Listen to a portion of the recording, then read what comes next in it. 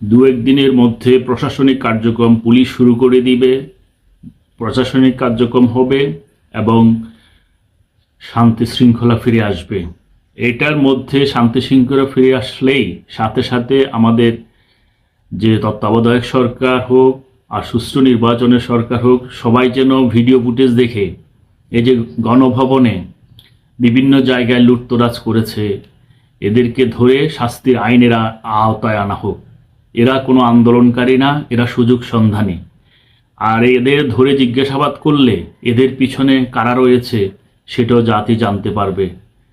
কি নোংরামি! একজন লোক দোষী হতে পারে, ওনাকে আদালত আইনের মাধ্যম ছাড়া কখনো দোষী বলা যাবে না, ওনাকে আঘাত করা যাবে না, ওনার সম্মানবোধে আঘাত করা যায় না। কিন্তু আমরা এত শিক্ষিত হয়ে গেছি এখন, যেই দেশে গ্র্যাজুয়েট মাস্টার্স